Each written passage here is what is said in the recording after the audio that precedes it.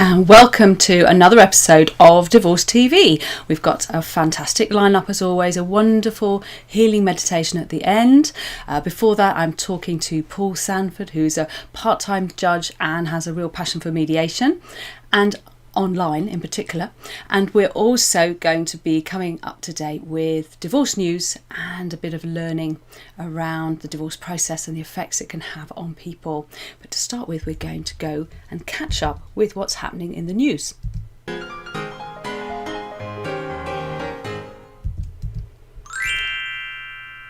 We shall start today with Sarah Millican. In the Mirror, they're reporting that she's revealed how that she's struggled with her mental health since divorcing her first husband 16 years ago. The 45-year-old comedian admitted that she may never stop having counselling and had therapy for years after her shock divorce, despite remarrying in 2013. Now that sounds quite drastic, but if you read on, you'll see that in fact her continuing the counselling is really just that she found it really useful, and it's quite evolved of her to realise and acknowledge that particularly when a divorce is a shock, it does traumatise you, and just because you get over the initial effects, it can still have a long-lasting impact. So the more care you take of yourself, and the counselling's obviously helped her enormously, and that's probably making sure that her new relationship is going to go on being successful. But don't think that just you get over it and that's the end of it. It is perfectly normal for it to be an ongoing issue, and it's great that she's prepared to talk about it.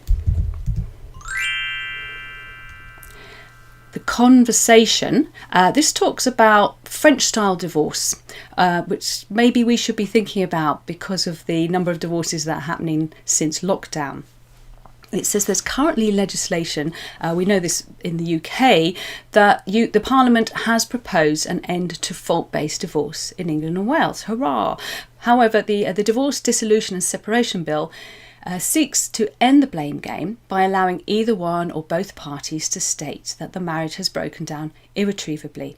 Furthermore, if one party wants the divorce, the other party will not be able to contest it, as happened in the case of Tina Owens, which became a big news story a while back when she wasn't allowed to have her divorce, or so it appeared anyway.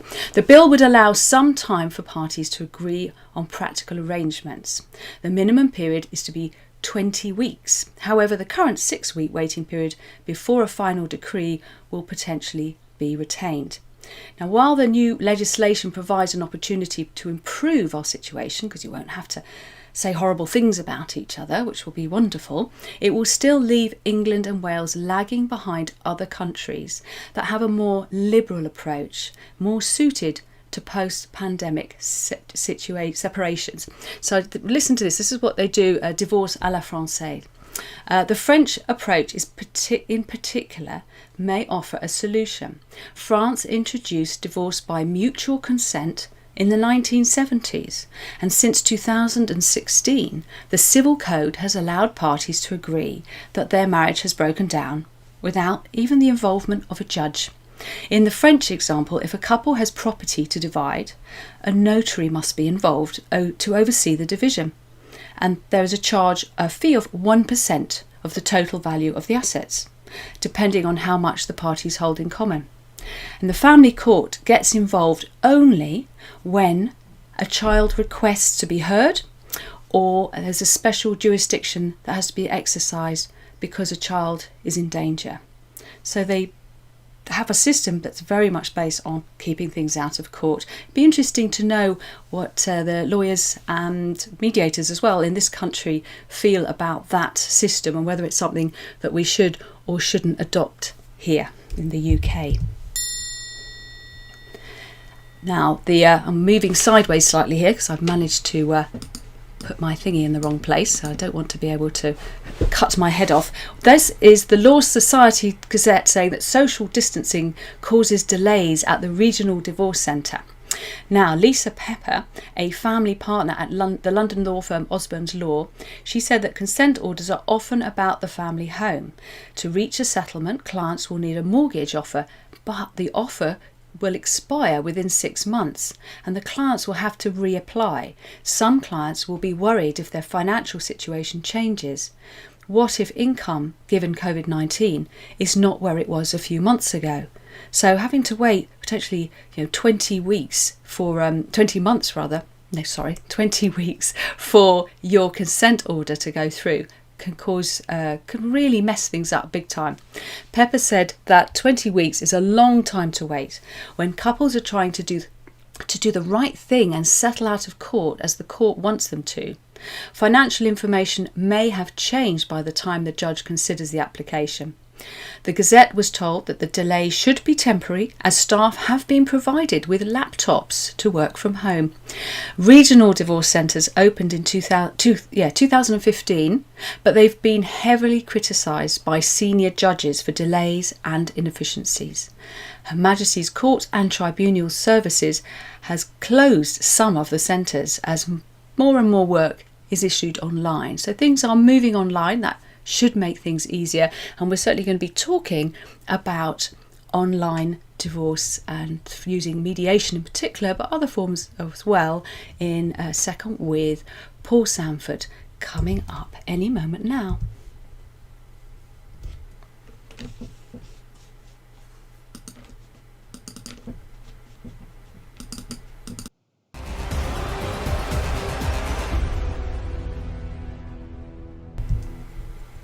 Paul, welcome.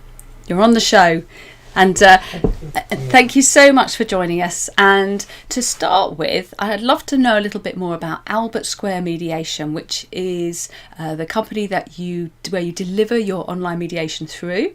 You don't just do normal, just civil mediation, do you? You do other forms like matrimonial, I believe.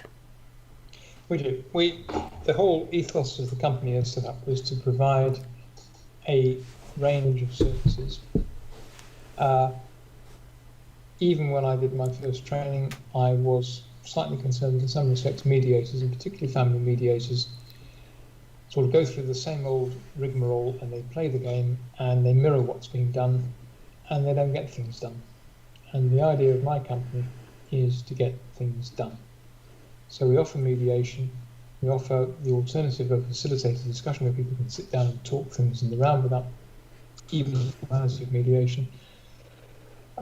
In relation to family issues, we have a financial advisor because many things in my experience in family mediation revolve around the issue of finances, and people don't understand them. So they go into mediation or they go into divorce or they go into whatever, and they're not ready for these things. And they need to be told what their finances are.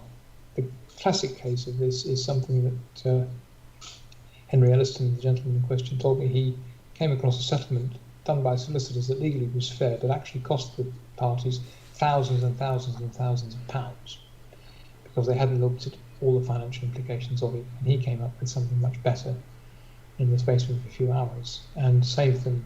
He got the same result, but he saved them all that money.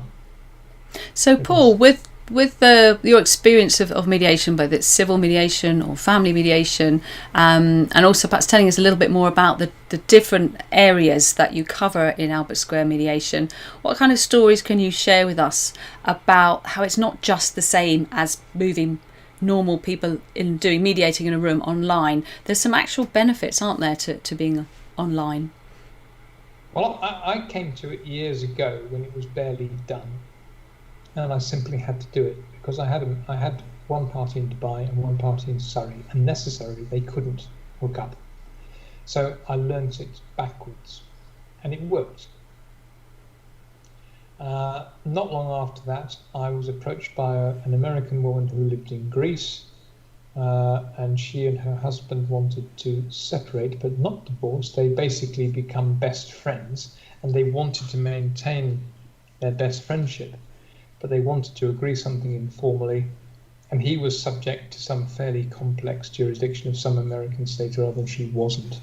So it was actually a legal nightmare, but they didn't want to get divorced. They did not want to go down the mediation route or the informal route, and I simply helped them online over hundreds of miles, because they were both in Greece at the time, to reach this settlement they were both happy with. I mean, they were told that they had to go, the legal advice, etc., go to lawyers, etc. They chose not to, and it worked beautifully. And I had a third example, which was actually a civil one, but involved two people. They were completely wrong ends of Scotland from one another.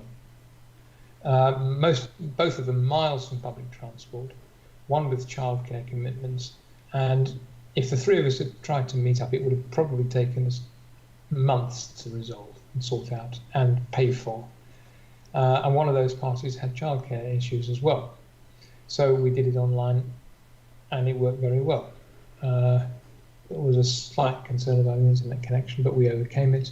And by actually having to physically do it rather than learn about it, I was absolutely convinced it works, and I've done that with people ever since. Actually, you've brought up, in a way, a sideways way, a point there, because lots of mediators now are rushing online because they have to. What do you think is the level of sort of training and competence? Because it's not as simple as just transferring what you would do in a room to Zoom, is it? No, I use my judicial skills because I have a background in talking to people, often with interpreters, so I have that level of skill. I'd like to mention that our chief family mediator is Austin Chessel, who does both and does them extremely well, and has been formally trained in online mediation through one of the top providers. So he uses it very well. The thing about online, sometimes we must be face to face, but actually I'm looking at you now, and I'm looking at you very closely, but I'm not looking at you I can see every bit of your body language, but I'm not being intrusive. That's a really good point, and I'd not yeah. I'm not in your face, and you might be in a face-to-face situation. Is actually more cost effective because if you wanted to do it at 7:30 at night, you could do it at 7:30 at night when kids are in bed. Which means you haven't got to pay child funding fees, you haven't got to travel, you haven't got to do all those sorts of things. It is also a useful platform for people who may not get on that well. I had a particular case where I didn't expect the parties face-to-face to be difficult, but unfortunately the man behaved in a manner that was, by anybody's reckoning, completely unacceptable. And it took me 10 minutes to shut him up. I had to shut him up. It took me 10 minutes. He really lost control. Had he been online, I would have just shut him off. His poor ex had to suffer a great deal of abuse. I just physically couldn't stop him. I tried to. But online, you can just turn him off. So I'm sorry, you're off. I think there's many spouses right now thinking that alone could be a good advantage if they've got someone who's perhaps quite domineering. Which actually brings us to this issue around a lot of people seem to believe, which I believe to be a myth, that mediation is only suitable for people if they get on well, but also is a complete tick box to court and if they are in any kind of an abusive relationship. And obviously there's degrees, but there does, I get the feeling, do you get the feeling that perhaps there's too many people tick boxing out of mediation, where in fact the level of controlling behaviour could be controlled well within a mediation session online in a way that would be difficult face to face because of the fear factor of one of the participants. What are your thoughts on that? I've had a number of interesting discussions with other mediators, experienced mediators, when the public aren't looking, and they actually agree with that view. In the same way you can't be in your face if there is... It's people in those situations who have the most need of it, and they are actually deprived because some mediators go on this rather complacent route of saying, "Oh, there's a bit of nastiness. We won't get involved," and they only go for the safe cases because they want to keep the figures up. I'm sorry to say that, but I think it's true. And myself and Austin do not shun those cases. We deal with them. And I would say online, look, I'm sorry, if you don't behave, you will be cut off. And there's nothing people can do about it. It is in our domain. And in the Dubai example that I mentioned, there was an element of that, and it worked. And I did, within limits, keep the parties on an even keel. And the people that really need it, that really need, as you say, to make peace your weapon of choice, get the opportunity to do it. The great irony of that particular live case I mentioned was that the lady came up with a very sensible solution, and the man was so beside himself that he didn't even notice. And as they say, he tried to tell him, and she was actually making a massive concession, but he was so besotted with whatever he was going on about, because we lost track with it, that he actually missed the opportunity to settle the case. There's something you mentioned to me when we were talking the other day that I would love you to round off with. And before we do that, just to say there is a QR code on this screen. If anyone puts their phone camera on it, they will go to your website. And what can they do if they do that, Paul? Well, they can book an appointment with me, and they can speak to me anytime between 8 in the morning and 11 at night, Monday to Sunday. And I'll be happy to speak to them. And I will either deal with it myself, or I'll refer them to Austin or to an appropriate member of the team, and they will hear quickly. Brilliant. That's completely without obligation. Thank you. And just to round off, I'd love you to share what you shared with me the other day about a couple where, in the end, the women in concern made it so difficult, it was so intractable, they weren't able to reach agreement in mediation. However, the husband was really grateful for the time that he spent in the mediation. Could you explain why? Because I think it's another aspect of mediation that people don't often think about. I think it would be fair to say that the couple in question did not get on, and there was a lot of animosity. And I think that the demands that the lady put forward were, well, shall we say, they were on the thick edge of things. And in a sense she was right, in a sense she was wrong, and he saw this as an opportunity to come up with solutions. He couldn't speak to her face to face because it was difficult, but he did actually say to me that he went away and thought of some options, because in a sense he got put in the spotlight and he had to think. And he realised through mediation that he had to think outside the box, and he resolved to go away and do that. So although it didn't work, it worked. And did it save him from becoming a victim of a very sort of nasty, vicious, long, expensive court battle with him fighting against her because he had the opportunity to go, hang on a minute, this is the interpretation I got from you, was that he could see that would be a disastrous route, and he was able to see a little bit more about where she was coming from, difficult as though she was, and be more strategic about his approach. Have I got that right? He did, because he hadn't been prepared to take her view on board. He also understood the economics of the situation, and it made him understand that it's actually money that matters. That's why we have Henry, our financial advisor, on board, because actually he began to understand what was viable and what was sensible in terms of hard cash, whereas he hadn't before, because he was completely unprepared for it. So I gather that the matter, I wasn't there at the settlement, but I gather things did ultimately resolve in a manner that was acceptable to both parties. Fantastic. Thank you so much, Paul, and we'll get you on the show again at a later time. And you're in Portugal, aren't you? I am, yes. Yes, so that's a lovely place to mediate online from. Right, thank you so much. Bye for now. Bye. So that was brilliant. Thank you, Paul. I always love hearing stories around mediation and the different ways it can be used. We're going to now move to the learning section. So get your brains in gear. There should be some interesting facts as well for you. Hopefully not too scary.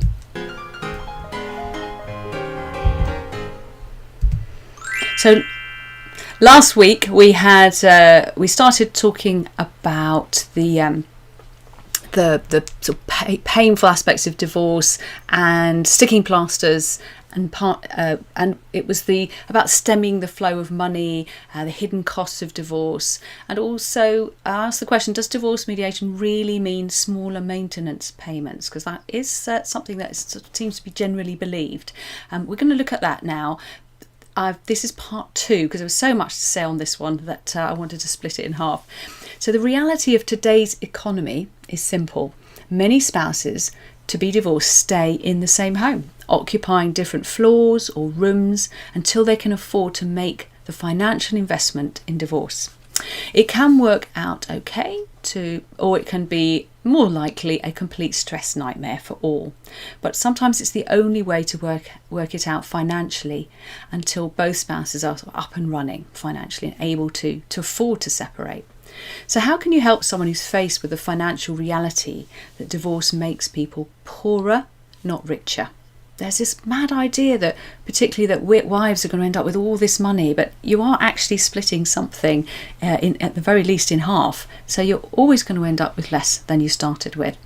So the best way to do this is to discourage, whether it's yourself or someone you know, from throwing money away on an adversarial divorce, which is only going to make the situation worse.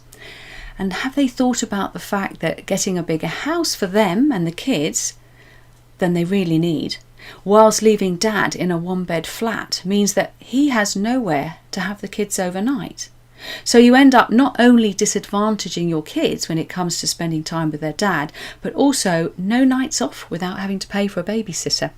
You'd be surprised how often this is not thought through by particularly mothers who have got locked into an adversarial divorce. It's funny how people run to talk to a lawyer when divorce is in the air, yet many lawyers are not trained in dealing with the complex finances. So if you own properties or have a pension that needs splitting, the person to talk to is a financial planner. Ideally a financial planner who is experienced in dealing with divorce scenarios. They're not all experienced, so you do need to do your homework a little bit and choose the right ones. This is where being able to sit in the same room as your ex and talk about finances in a constructive way becomes a real bonus. Nothing is to be gained by arguing, as this only slows down the process and makes creating a viable financial plan for both you and your futures more difficult and leads to further costs. A financial planner usually charges far less per hour than a lawyer does. Bitter and long divorce only makes the law firms richer, and the emotional costs and collateral damage to the kids can be horrendous. What starts out as a genuine concern for managing finances for the future of a now extended family can easily become fuel for a bitter and protracted battle that is more about inflicting harm on the other person than in creating a stable financial future for the children. So steer yourselves towards mediation and collaborative law, which you can now do online as well as soon, hopefully, face-to-face again. But surely mediation and collaborative law means less maintenance or, in the States, alimony. This is a myth. Let me explain.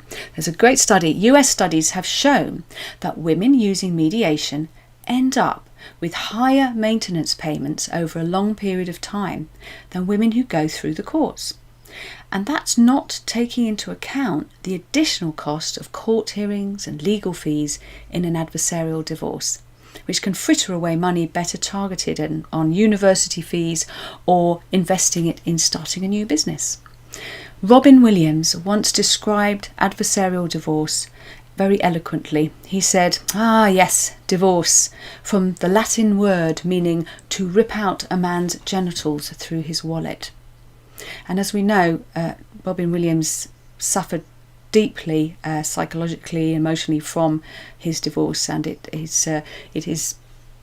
has been suggested that might have also been a contributing factor to his suicide. On a slightly lighter note, actor Richard Wagner believed that divorce is one of the most financially traumatic things you can go through. Money spent on getting mad or getting even is money wasted. I'm coming now to our shared stories, and we've got a little tale from the lovely Nigel, and he's going to be talking about his experience of integrating families.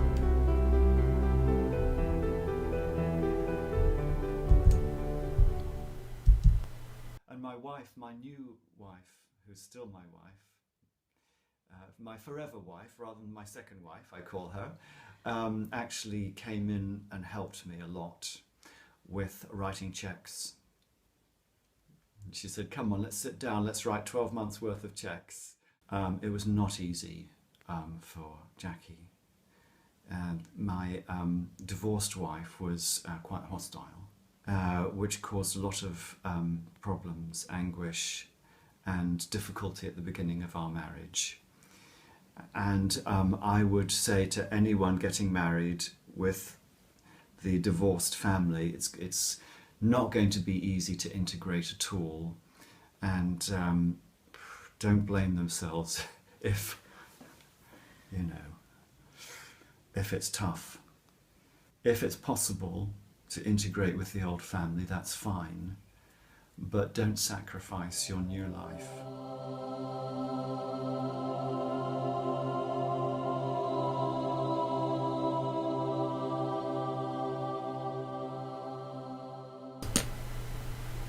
Lovely story. Thank you, Nigel.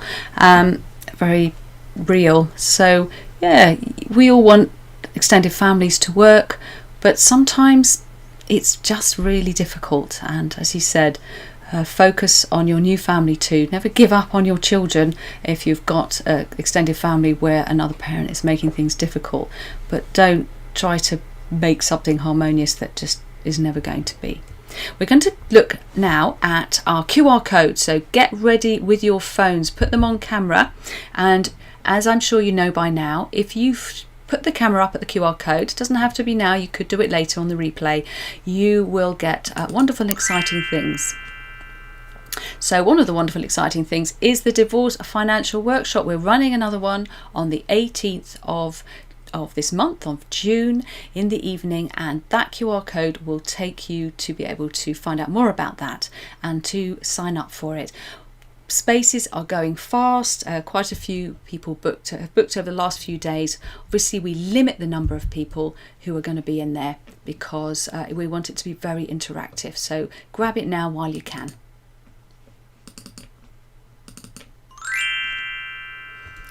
You've probably already managed to get the QR code for this on the workshop on the masterclass that I talked about earlier. I took excerpts from it. The key thing with this is to remember that if you're in the early stages, if you use this, you can get the whole initial preparation section completely for free. You don't even need to put your credit card details in. So make the most of that. And if you know someone who's in the early stages, send them to this, share it with them, and let them get access to it. Now, I'm quite sure that most of you are already, if it's relevant to you, a member of the Divorce Best Way to Divorce Facebook group, and it's a free support group, very, very friendly and a nice place to be. So if you're going through it and you want support, come and join us. Now we're going to come to one of my favourite parts of the show, which is the healing at the end. I'm going to give a little intro here, and then we're going to be welcoming in Mandy.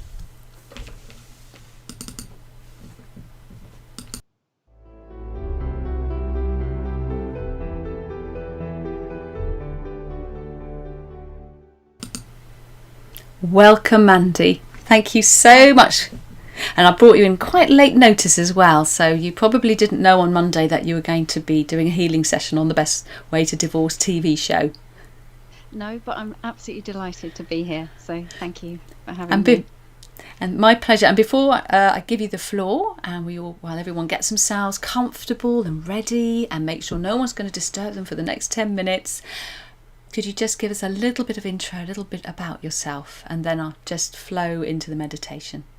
Absolutely, yes. I've been a meditation teacher for over 25 years now, and quite recently, I was interested in listening to Paul and working online. I've now moved most of my work since the coronavirus to online, and my main interest is I teach something called True Rest meditation, which is it's a traditional form of meditation where it's done lying down, and it's really profoundly relaxing for the mind and the body. And I'm going to give you just a little bit of a taster of that this evening. Thank you. Okay, so make sure that your body is really, really comfortable, whether you're lying down or sitting, and let your eyes gently close. So your eyes are gently closed, and then make any final adjustments that you need to now, either to your body or your environment, so that you can make a commitment for these next 10 minutes to simply resting in being. And to mark the transition that we're making now, let's take a really deep releasing breath together. So inhaling really low into your abdomen and hunch and squeeze your shoulders right up to your ears. So hunching your shoulders right up, and then let your body go, heaving a sigh of relief.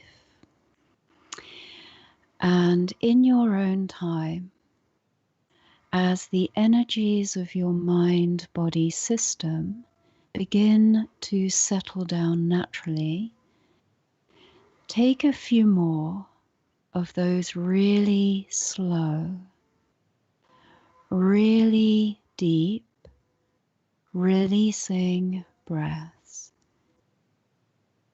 Slowing your breath right down. There's no rush, no hurry.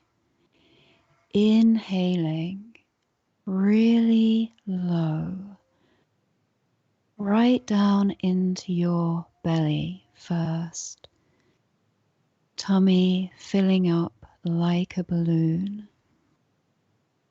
And then just give the exhalation away with a lovely long and soft sigh.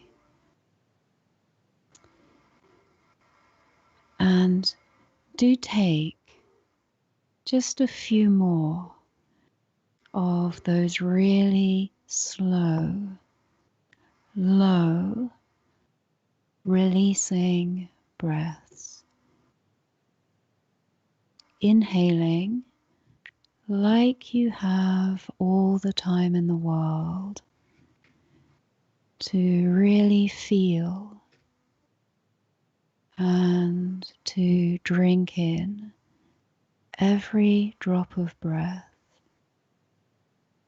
And on every exhalation, just letting it all go. Really give yourself permission just to let it all go. And really get a sense of how it would be right now just to be here. Just as you are. To do absolutely nothing. Nowhere to go. Nothing to get. Just being here is enough. Just being here is enough. And see if, just for now, you can stay with the simple experience, body, breathing,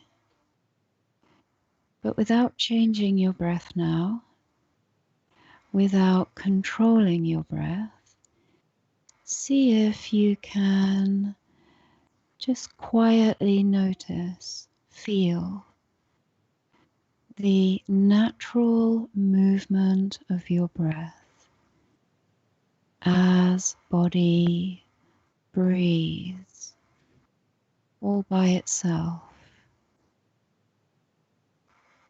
Can you feel that very subtle sensation in the inner passageways of your nostrils as the breath comes in and as the breath leaves? Just quietly noticing. And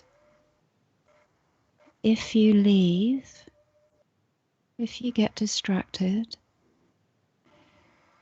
simply begin afresh without any judgment, just coming back to the very simple experience, body breathing, moment by moment by moment.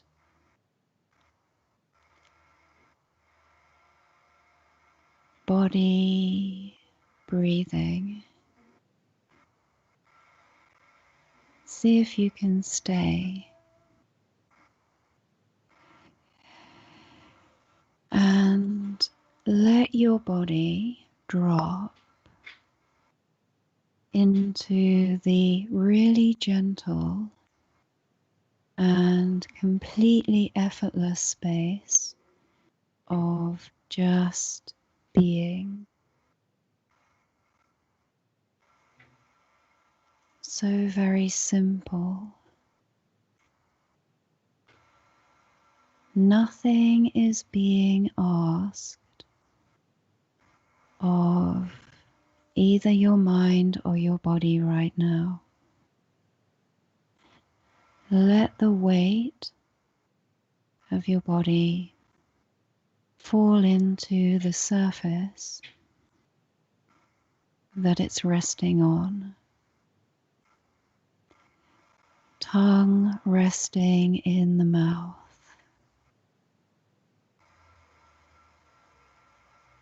Hinges of the jaw loosening. And a softening of the whole face.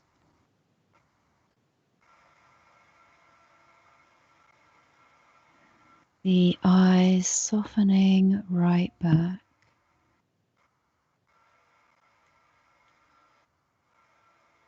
How would it be right now just to be here? And how would it be to allow everything to be just as it is?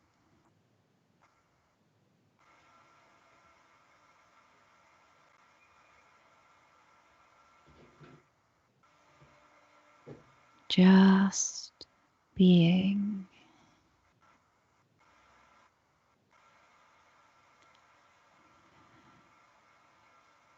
Just being here is enough. You don't have to be anything. Nothing to get. And maybe just get a sense of the relief of letting the whole story of your life fall away just for now.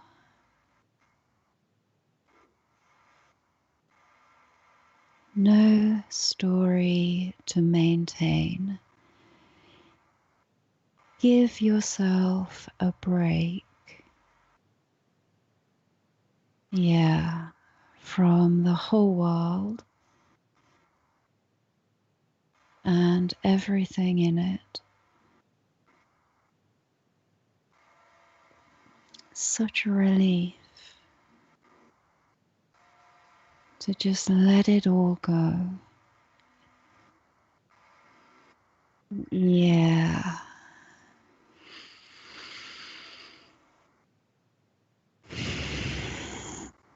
Yeah.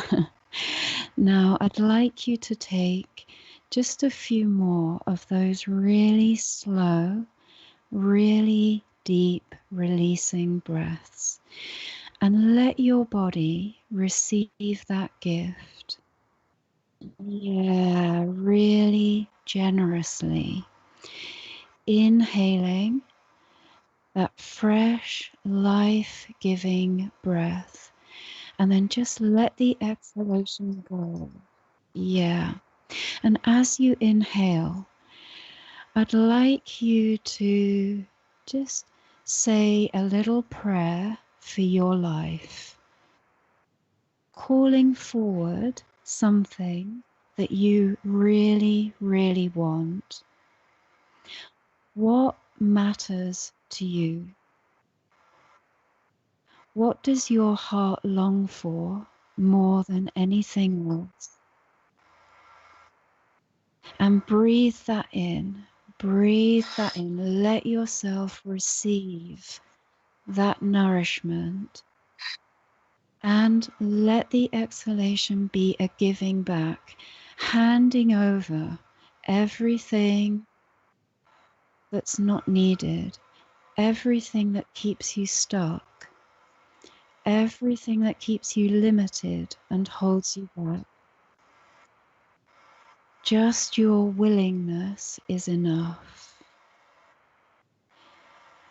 And I'm going to, take a few of those deep breaths because that lets your nervous system know that it's safe, really safe to just let it all go.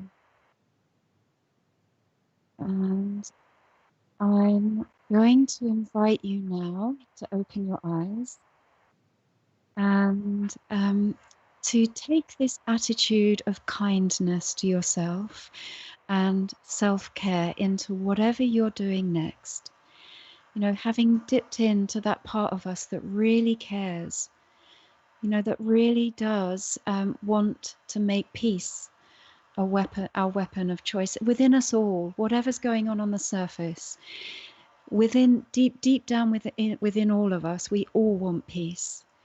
And so I'm going to just invite you to, to my invitation as a meditation teacher is to dip into that part of yourself, even if it's just for a few minutes each day, and then to take that into your whatever you're doing, you know, kindness to yourself, gentleness to yourself. We're all trying our best, aren't we? So thank you for having me. Thank you. Right, everyone, get off the floor. Come on, get up.